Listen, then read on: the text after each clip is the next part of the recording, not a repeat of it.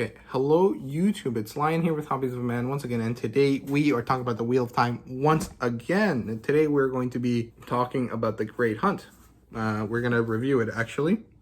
Now before we get to that, I do want to introduce myself kind of once again for people that are new, that are finding me, which I'll probably do at the beginning of each video in this thing, just for the sake of, you know, hey, if this is your first video, check me out.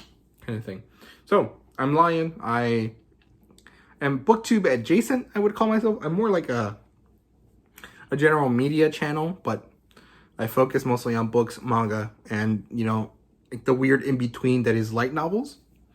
And sometimes I talk about comic books. Now, I have been a fan of a lot of content creators on YouTube that talk about the Wheel of Time for a long time. Specifically, you know, Daniel Green, Nameless, Mike's book reviews, and recently Alex Nieves. And so now that I have my own YouTube channel, I was like, hey, you know what? I should make a series of me reading the books and kind of sharing my thoughts. I was already doing book reviews, so this is really not that different. Now, the goal here is to, 1, introduce myself to the community, 2, become a member of the community, and 3, know what the hell I'm talking about when I start reviewing the TV show, because I'm really, really excited for the TV show, and I just want to know what I'm saying, and I don't want to be like a newbie to the material. I want to enjoy the source material first.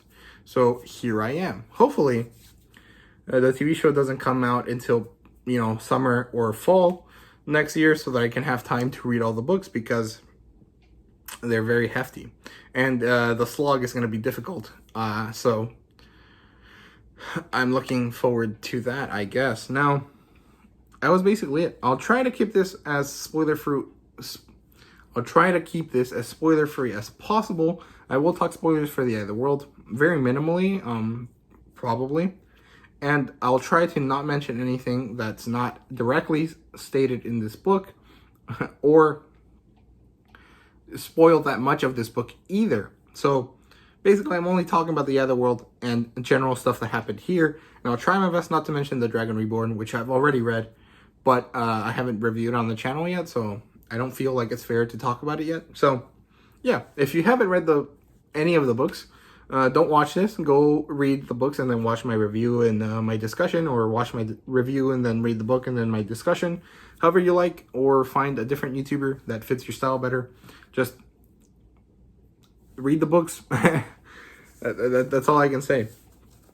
So, let's just jump into it now. Okay, so The Great Hunt by Robert Jordan, published by Tor Fantasy, and that's that out of the way. The premise here is that following the end of the Eye of the World and the whole kind of spooky magic thing with Rand and the crew, and the fact that, you know, they found the horn and the banner and the thing of pottery that's not supposed to break that broke at the Wall of Sidene, or the Eye of the World, they somehow get embroiled into this, like, political kind of situation at Shinar, and, you know, stuff happens, and then they had to split up into a quest, which is the Great Hunt, and magic school for the girls, because, you know, Tarval, and they have to go be Aes Sedai. And that's basically the very, very minimal premise of the book. And I'll leave it at that. I don't want to say anything more because I don't want to spoil. Now, if I do spoil something and you're aware that it's a spoiler, please let me know so I can, you know, block it off with the chapters feature and be like, hey, skip this part if you don't want to be spoiled. Because I would like to have this be as inclusive as possible for the most amount of people as possible. So, yeah, now, let's jump into the plot line here. It's good. It's very enjoyable. I thought it was slowish, with a lot of tension, but the fact is that it's a lot faster than the Eye of the World. At least personally, I think this is my favorite out of the two, mostly because it's also the newer one that I've read. But it dispenses with a lot of the traditional aspects of epic fantasy and kind of starts to do its own thing, and I quite like that. And it's also shorter, and there's less moments where I'm bored, because in the Eye of the World I was really bored with the whole middle section of the book where Rand, Matt, and Tom Maryland were walking to Camelin. I thought that section was immensely boring compared to the rest. And there wasn't anything here that I found boring.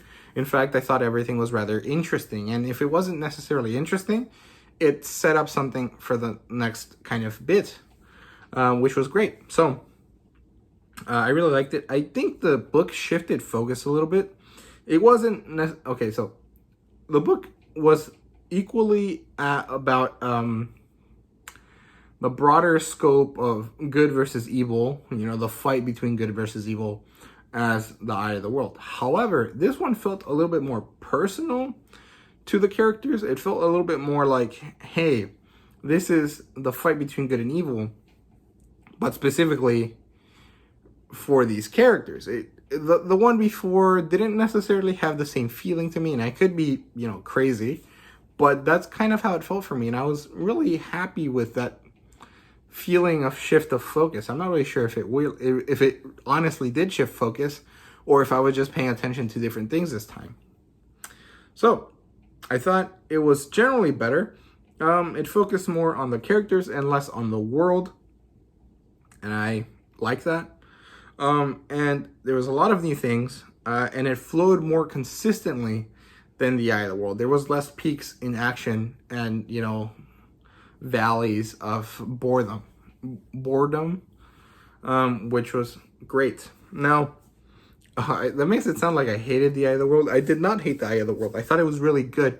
However, there was definitely moments where I was not interested in what I was reading. And it might be because I've already read it 3 times and I was just not feeling it, or it might be because it was just boring. I don't know.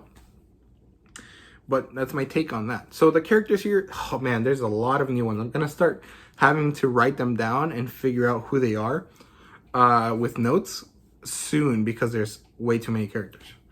I quite like a lot of them, actually. I like a lot of the new characters, and I like the changes we are seeing in our actual main characters. So the Emmons Fielders are interesting. I like the development that they're having.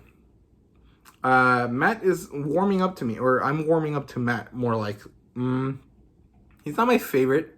He's still kind of just stupid. Like, all of his problems could be avoided if he just wasn't greedy, more or less. And Perrin is still a very thoughtful, kind of methodical guy that I really identify with. Although I'm not really sure. I just like him a lot.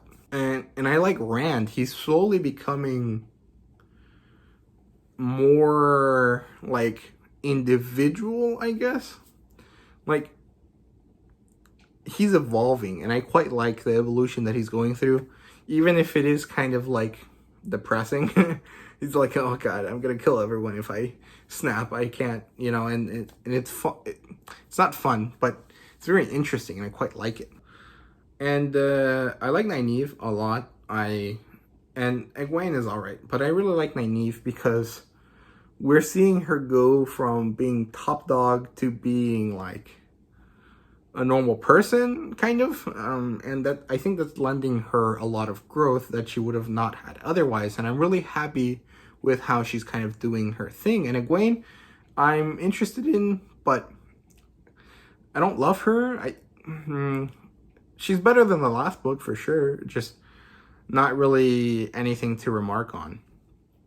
I like Lan and Moraine as well. There's nothing really changed with them, but I enjoyed every bit of time we had with them. There was one interaction Lan and Moraine had that kind of put them at odds, and I was really interested in that because I wasn't sure how their relationship worked, and it kind of cleared it up for me a little bit, so I'm pretty happy with that as well. Then we have some return characters, which are Elaine, Gawain, and Galad, which we don't really get anything from Gawain or Galad. But Elaine is great. I really like her character. I like how she's so, like, easygoing is not the right word, but she's very, like, oh, it's okay, we'll just do this. And then, well, it's okay, we'll just do that. And she's very, like, easygoing, I guess. I'm not really sure. Who else do I like? Oh, Min. We have Min as well, and I quite like her character. I think we finally kind of get to see who she is, and I'm really happy with that. We don't really know that much about her yet. Still, I'm still confused about what her character trait is. Still, she's really just functioning as a foreshadow machine, which it happens, I guess. And yeah, now some of the characters that we get development for that are new are Varen, which is a very fun Aes Sedai. She's kind of funny. I like her. I think she's the only Aes Sedai that was described as frumpy, which is funny because they're all like at least handsome, if not downright beautiful. And I thought that was funny. And I like her. I like her character. She's kind of like funny in a very deadpan, kind of low-key way, and I really enjoy that. Then we have Ingtar, who is a very interesting character. But I don't know. I don't really think I can talk about him much, but I like the support he shows for Rand and the kind of the plot point he develops with Rand. The way that he helps Rand move on was very good. I like Hurin a lot. I like his magic, I guess. I'm not really sure what powers his like sniffer thingy. I like him, and I like the Emerald seat as well. What's her name? I don't know. She makes analogies to like fish and water and stuff, and I like her. I think it's funny because she's like this super powerful person, but she's like, oh god, I hate these people. It was fun. Oh, and then we have Lanfear. We cannot forget about her. Well, Selene, okay, who is a so we get a foreshadowing for one character, and then we get Selene, who is the same thing, and then we have at the end Lanfear again, and it's obviously that Selene and Lanfear are the same person, right? If that's a spoiler, I'm sorry, but they're the same person, and I quite like her. It reminds me of kind of like a succubus, kind of a like Lilith, like one of those representations of like a woman that makes men stray from their path kind of thing, which is not great, but I really like her characterization and just kind of who she is. Like, she even affects Loyal, and that's wild. But yeah, I just like Lanfear quite a bit. She's very interesting, and I like how she is a manipulator, but she's trying to be very subtle about it, and no one really realizes it, except you as a reader. You know, oh god, she's trying to mess with Rand, and that's not cool. Very good. And yeah, just like all the characters, I really enjoy how they get woven in, because it's not just like, hey, here's a character, forget about it, and then have to Google him later when he shows up in the next book. You get enough about each character to be like, hey, yeah, this is a character and I can identify with something about them some way, even if it is to make fun of them. Much better than a lot of other series. So, the world building now, which is the section I can talk the least about without spoiling too many things. I think I actually spoiled a bit of stuff in the character section, but, well, sorry. I'll try to mark it down as a, hey, this could be potentially spoilery. Don't watch it, but I'm not going to delete it because it's meaningful. So yeah, now the world building, much more expansive. It actually, even though I said that the story focused more on characters, it didn't stop developing everything else, which is really good. I quite like it. There was a lot of new groups of people that showed up. We have the Shaynarians, who are very like honor-bound, very traditional, kind of conservative, in the same way that we think of like Edo period Japanese people, kind of. And then we have Andorians, who are like English, and Koreans, which are like French-ish kind of people, and they play this political game between each other, and it's a really messy kind of thing. And then we have the Shanshan, right? I think that's what they're called. The seafaring people, which I heard once were supposed to have a Texas accent. That's kind of funky. Might have not been the Shan Chan, but it was someone that was supposed to have a Texan accent, and I thought it was funny. They have like a slurred speech pattern. And I quite like that. I was really interested in a lot of their ways of being, like the way that one group of people differs from another, and just the way that they're so set in their own kind of culture, even though they're all very similar and very close to each other and like could interact on the daily basis. Well, actually, that might not be true. I think there's a lot of expansive land between one group of people and another, but like, you guys get what I mean, right? Like, it's kind of weird that there's not a lot more meshing of cultures between these random groups, but it's a fantasy world. You never know, right? Okay, so that's basically it. I like the huge amounts of history of the world that we got, and I quite like the whole idea of a magic school. Well, this one's only for girls, but the Tower of Tarvalin was really interesting. All the sections that we had there was cool. It wasn't the most fun, but it was interesting, and it really developed the characters as well as the world building. So I was really happy with that specifically. There's more exploration of the gender dynamic and just kind of like being powerful versus being weak compared to someone else in like a relationship. Here I'm talking about the Swanshan and kind of their thing that they had going on that I'm not going to talk about spoiling wise. It was kind of interesting to see, you know, hey, if you're powerful, you're going to get corrupted. If somehow that gets reversed, you're going to fear for your life. It's going to be a mess. It's going to be kind of scary. Just a lot of stuff. And I really enjoyed the dynamic play there. It was really interesting. And yeah, it was kind of cool as well. The more things were the same between one region and the next, the more things were different at the same time. I was really interested in that as well. And that's basically it. Hopefully you guys enjoyed. If you did, please like and subscribe and comment that below. You can also follow me on Twitter and Instagram at Hobbies of a Man, where I post regular updates. On Twitter, I usually talk to other people, like other content creators, as well as post updates on ebooks. And on Instagram, I talk about manga and regular printed books.